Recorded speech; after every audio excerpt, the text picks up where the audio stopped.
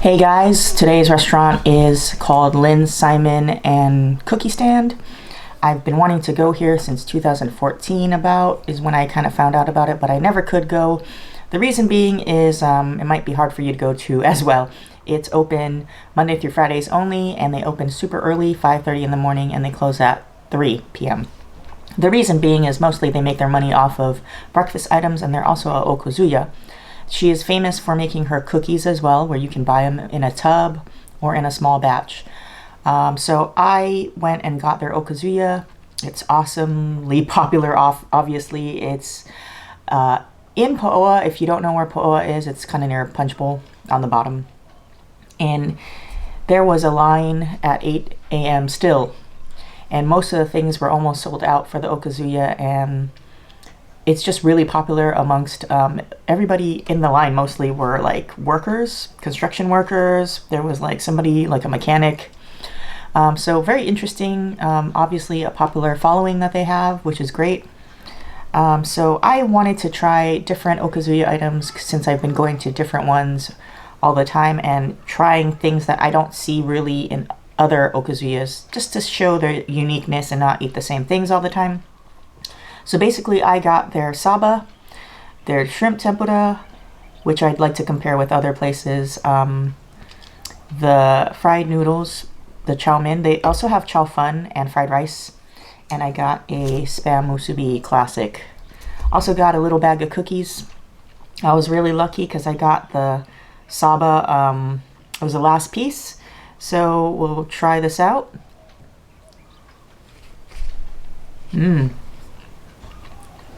Super buttery, rich fish taste. If you don't know what saba is, it's a fish usually used in Japanese cooking. It's like a mackerel. This one's kind of like an oily fish, so it's nice because it won't dry out. This one's just pan fried, it seems, with a little bit of green onion on it. But nice simple seasoning. I guess, I don't know if it's just salt and pepper, but simple is nice. It's crispy on the outside, juicy on the inside, not dried out. I like it.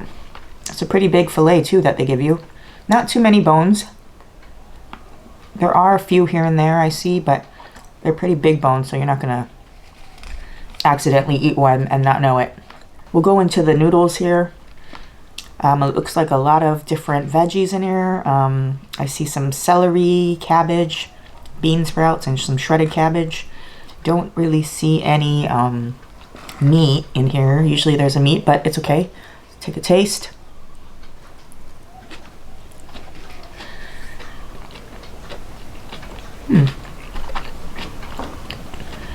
As simple as it looks without meat either, it's very flavorful. It's actually one of the best noodles I've had at a Okazuya or a takeout. The noodles are not dried out. Sometimes places have dried out noodles, and I don't like that. Whatever sauce they put on there, it's really flavorful, where you don't even need meat. And the vegetables are cooked well, where it's not mushy. There's still a crunch to it. So it kind of is a nice contrast with the soft noodles. This reminds me of noodles from a Manapua Man truck. Like a good one. And you don't even need shoyu, the ones that came in the bag. This one, definitely don't need shoyu. It's seasoned perfectly for me. Very nostalgic taste. I would highly recommend their noodles. So we'll try their shrimp tempura. It's nice and crispy. I just wanted to compare. I know everybody else has it at every Okazuya, but let's try this out.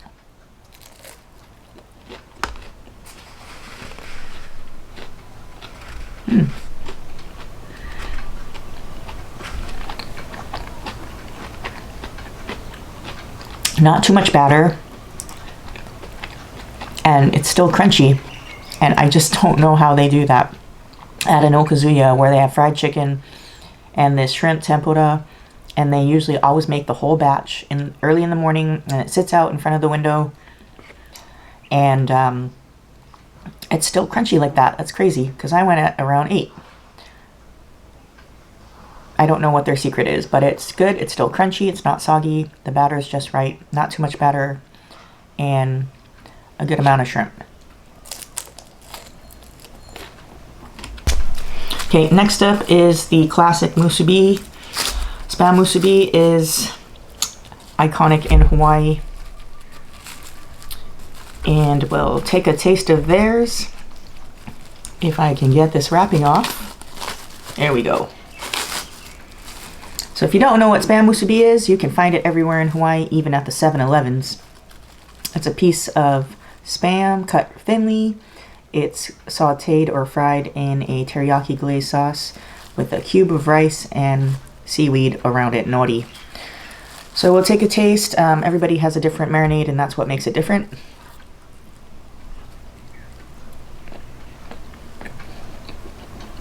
Pretty good. They even soak their rice, if you can see, with the marinade that they have. This one's more of a soy-based sauce. I mean, they all have soy, but when you do the ratios with the sugar and the soy for that teriyaki, this has more soy than the sugar, so you'll definitely taste that. And I'm not sure if they use kikkoman, because it's very strong soy, not like aloha shoyu. I'm gonna say, honestly, it's not one of the best ones I've had, but it's okay. But next time, I don't think I would get this one. I would just get the noodles and a different starch. Maybe like a regular rice ball or something. And so last, they're known for their cookies. Obviously, you can pre-order tubs because they have this big sign, and that's what they advertise. And apparently, you have to order ahead of time during Christmas time. I guess they're good gifts to give. And since I got there around 8, I got the last bag of cookies. That's how popular they are. That's crazy. And I didn't really want to be stuck with a whole big tub, but he said they were only 2 different flavors for the tubs. The rest were gone, so that's just nuts. So obviously they're doing really well. He said the only flavors left for the bag was Cornflake Cookies. I'm not sure if he's correct because I don't see any cornflakes in here. I actually wanted peanut butter, but unfortunately they were out. So let's try this out. It's a pretty simple, crunchy looking thin cookie.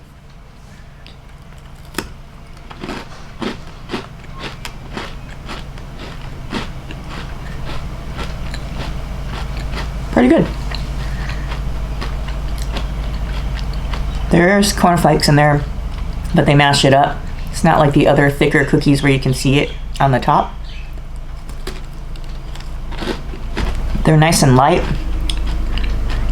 and that crisp thinness. It's kind of like the perfect snack to have like tea with, if you're into tea, or coffee. So this would be a really good snack. I just picture like an old-fashioned type of scene where grandma gives you a plate of cookies, or gives a guest a plate of cookies if they're welcomed into their home, and having a glass of coffee or tea. Very nice. I like the thinness of it. It makes it unique because usually they're thicker and not as crunchy. So I'm really curious as to what their peanut butter is like, because usually those are thicker and also chewy. But I can see why people rave about this. This is a nice little snack. So we'll go over the pros and cons for Lynn's Saimin and Cookie stand. Basically, their Okazuya was pretty awesome. I really enjoyed that saba. The nice juiciness of the fish, yet it's still pan-fried. There is no breading on it or anything, so it just has that natural nice crispness from the oils of the skin, and it's seasoned well. That was a really good highlight to the meal. I really enjoyed the crunchiness of the tempura and the nice batter around it. I just can't believe it still stayed crunchy from that early morning from cooking and just staying on the stand right there. If you're wondering and you're not familiar with Okazuya, it sits out in a window, but it's clean and safe because they always have to have like a covering or like a screen door so no bugs and weird things fall on it. So the window is just for you to see what you want to pick out because it's all pre-cooked. The chow mein noodles, that's what he called it. I just call it fried noodles. They were delicious as well. Very, very nostalgic flavor of that old school fried noodle taste. A lot of people try to do that in Okazuyas or even like plate lunch places, and it just never tastes that way to me. That's like the nostalgic Manapua man type taste. I don't know how to explain it. If you know, you know, but this one's the place where you get that flavor, and it's excellent. I love it. And the cookies were just the right amount of sweetness, and I like the crunch to it. And the thinness makes it a nice snack where it's not too heavy and overwhelming of a dessert. It's just a nice, good snack, like I said, to have a cup of coffee with, or a tea, or whatever beverage you want to snack on. And yeah, I can see how they're popular and they sell by the tub. The cons would be the parking super sucks. So if you ever take the off-ramp from Pali onto Paoa Road, you know that road is a skinny little residential road. There is no parking. So there's basically a really small strip of loading zone parking in the front of the store, which is painted yellow on the curb so you know where it starts and ends. That probably can fit 2 or 3 cars at most. And across the street, the same thing, there's a loading zone and you can park maybe 3 cars again. But when I went, it was totally full. I got the last loading zone spot across the street, so I was lucky. And I don't think anybody really minds because people are in and out. There was also police officers there. They stopped some lady for like a traffic stop or something, and they saw everybody parking there for Lynn's, and they didn't bother anybody. They didn't tag them. So I'm sure they're familiar with that area and that people go to Lynn's, and that's the loading zone. There are no other businesses around there that are open. A lot of them closed down, like the ones across the street. So I don't think the loading zone is even used anyway because there's no business to unload for deliveries anymore. If you don't know the area, it is a charming little plantation style old school building that's made out of wood. That typical old school nostalgic Hawaii building from back in the day, and they're operating out of there. So just that little tiny intersection just gives like this old school Hawaii feel that is still surviving till this day amongst all the other buildings and stuff around town that are surrounding it. It's kind of crazy.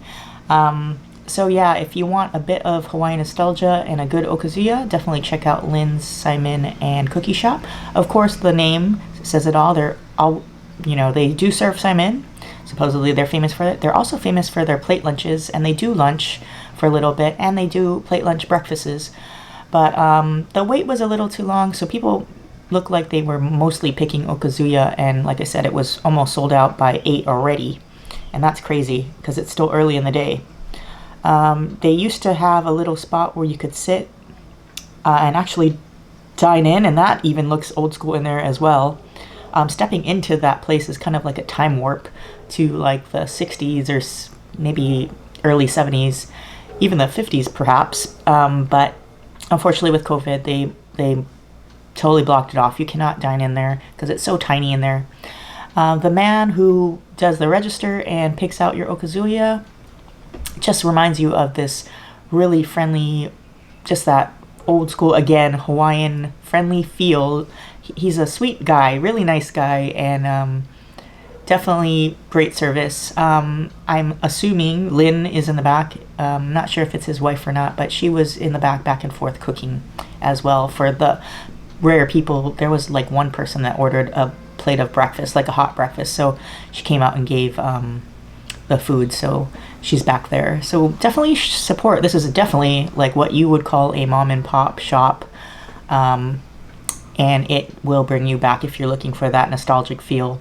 So the price, that's also a surprising thing. It's just crazy. This, he didn't separate it. He doesn't give you a receipt because it's super old school. You don't even see a register. He goes in the back, kind of behind. You can still see him, and I think he's using like a calculator.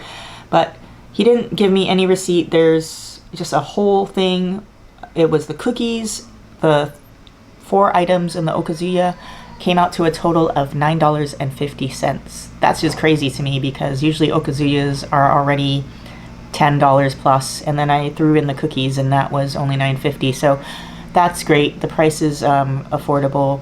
One of the more affordable Okazuyas. I thought it was going to be kind of sky high because it got the piece of fish, but definitely affordable and reasonable for an Okazuya. So yeah, that's my review of Lynn, Saimin, and Cookie Shop. So definitely check them out, and I'll see you again next time. Check out my other reviews on my channel. Subscribe if you haven't, if you're interested in other food reviews around Oahu, and press the like button if you like this video, and I'll check you out later. Peace out.